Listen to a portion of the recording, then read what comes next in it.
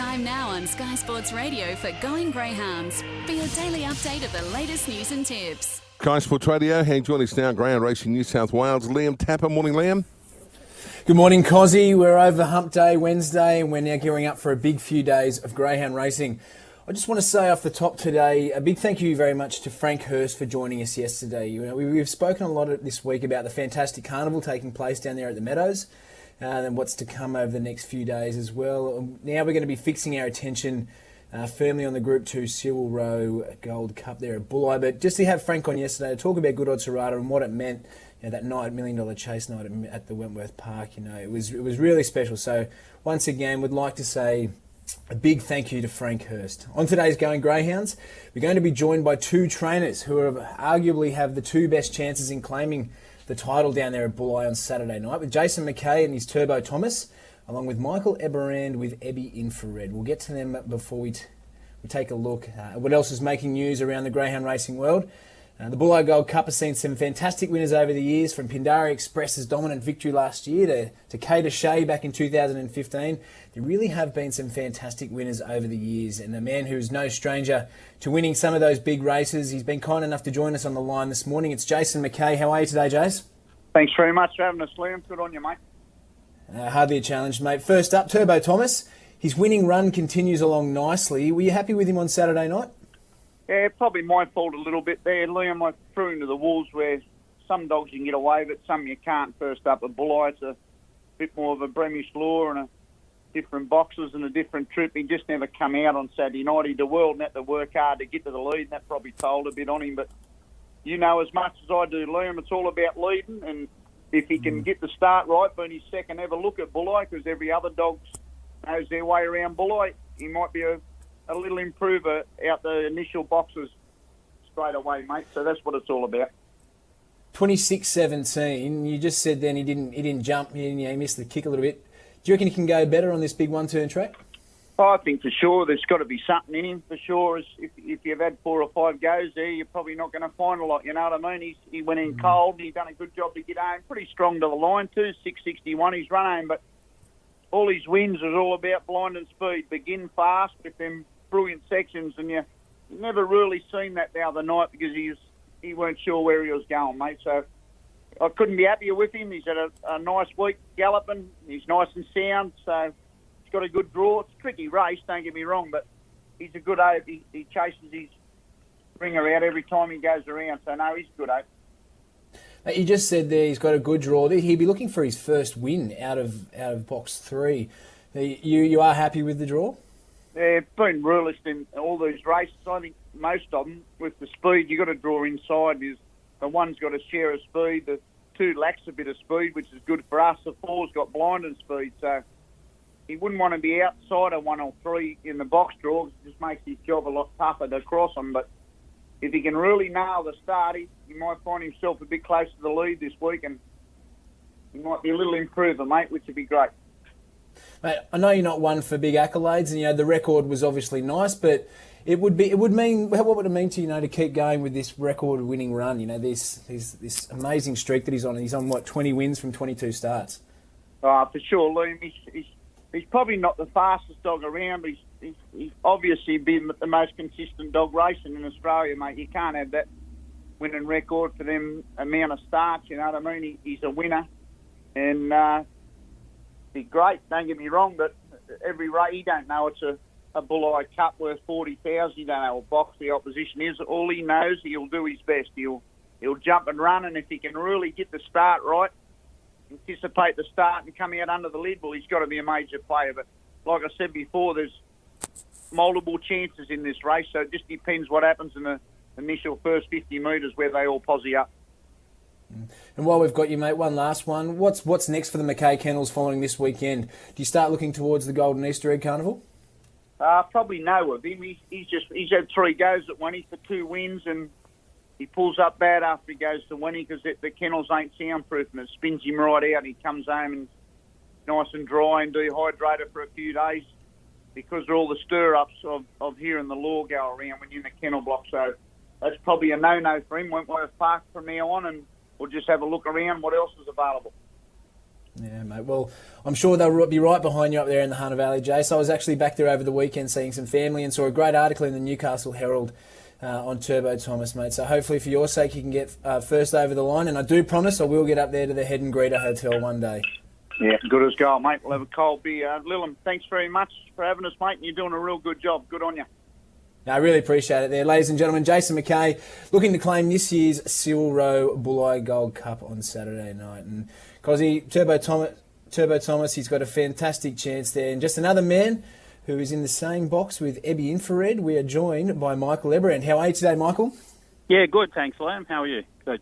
Yeah, I'm doing very well. Thank you for joining us this morning. Now, Ebby Infrared, he was the fastest heat winner in a time of 26.08.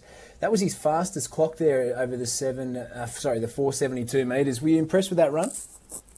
Yeah, I was happy with the run. It's obviously got a potential, so it's good to see him living up to it.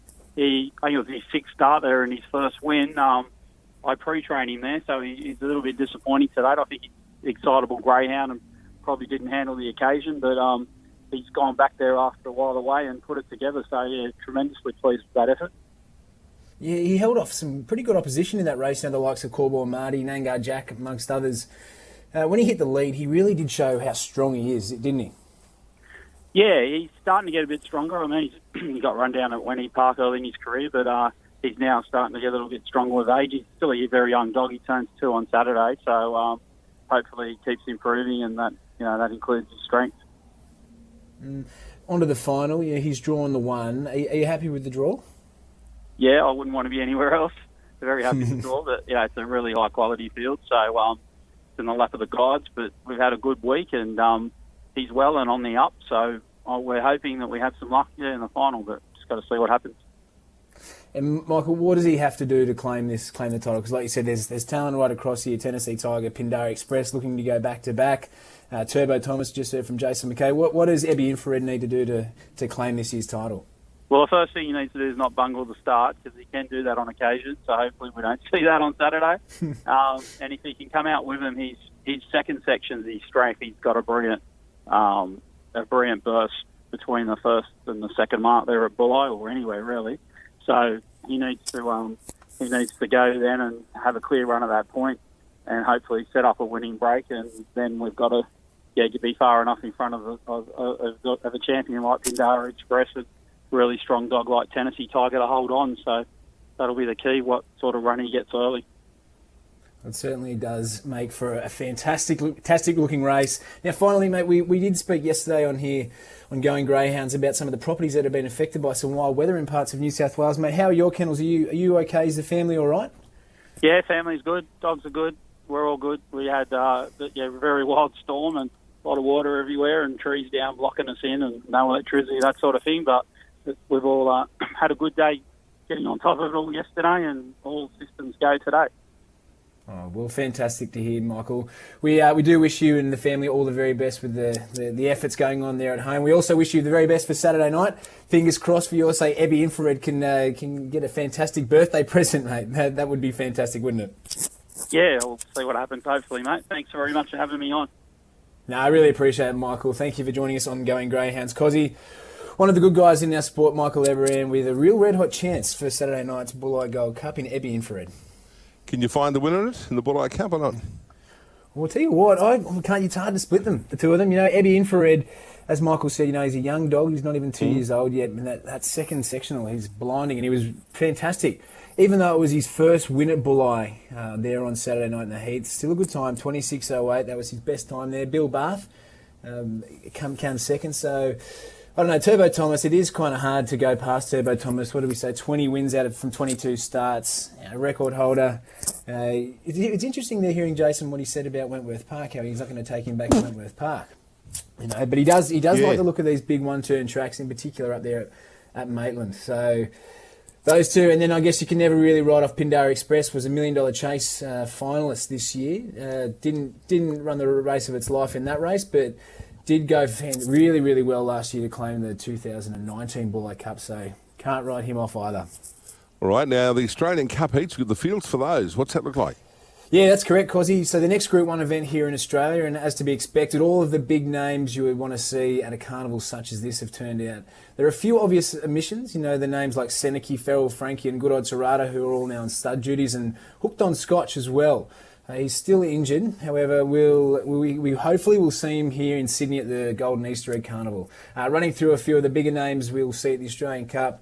There's the name on everyone's lips right now, Whiskey Wright out of the Anthony As a Party Kennels. We have the dynamic duo of Simon Told Helen and Who Told Stevie, along with some other names like Shimmer Shine, Hardstyle Rico, Slingshot Hammer and Cation, just to name a few. I could go on all day, Cozzy, but there aren't enough hours in the day for that. These heats get underway at 6:27pm this Saturday night at the Meadows, so be sure to tune into Sky Racing or on your wireless right here on Sky Racing Radio.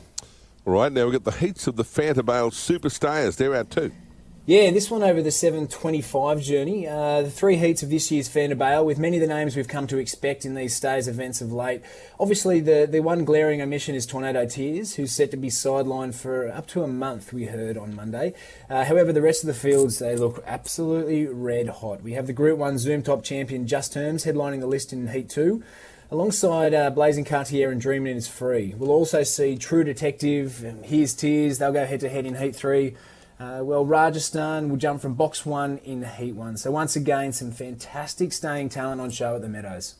Now, not long before the Golden Easter Egg, we've got some three preludes run on Saturday. Gee whiz, Ronnie, this is, we're not going to see the biggest names, but we're going to see the first few Golden Easter Egg races actually start up at Wentworth Park, which is really, really exciting. The excitement for this Group 1 action in Melbourne, we've been speaking about that for the last few days, but now it's our turn.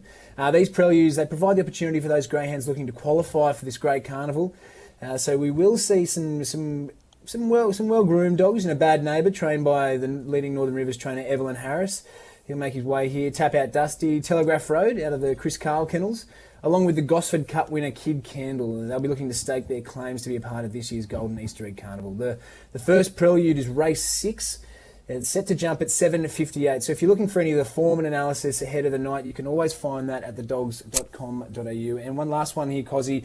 We were just speaking to Michael then about the terrible weather that we saw across New South Wales on Tuesday, and we did bring you the news about Amanda Ginn, whose property had been affected by the rains out there at Coodale, and the fundraising mission that had gotten underway on Facebook. And it's, as social media has the ability to do these days, things just take off like wildfire. And now we saw the Dubbo Club. They've got a link on their Facebook page. They've also started a fundraiser, and they're promoting anyone who can get behind Amanda in any way they see fit. Fantastic. They can do that. Yeah, so if anyone is thinking about it or does want to get involved, make sure you head over to the Dubbo Greyhound Club's Facebook page for all the information. Yeah, one of the good uses of social media. Yeah, It's one of a few good things for today. What do you like? Today, Goulburn this morning, we have Benny Backflip, race 5, box 2. He can jump and show good pace. He'll be hard to beat if he does get the jump right and if he comes out running. He'll certainly take some catching. So Benny Backflip at Goulburn. At Maitland, we have Sherry. It's going to start us off. Race 1, box 1. The dogs.com.au team, they like him to start it. He scorched around in a recent trial at the Gardens over the 5:15 metres, and he's set to draw. He likes the inside, so he is a real red-hot chance of leaving them standing at Maitland. And then Dapto tonight, Good Odd Salmani. Race 6, box 2. We're leaning towards this one out of the Andrew Bell Kennels. He did get chased down in a best of night time on Monday night at Nowra, but he has plenty of space in this one and can certainly take out the top gong. So those numbers again for the dogs.com.au. Today on Thursday, the 20th of February, Goulburn race 5, box 2, Maitland race 1, box 1, and Dapto race 6, box 2. Good on you, Liam. Good to catch up. We'll talk to you tomorrow. Yeah, really appreciate it, Cozzy. Have a fantastic day.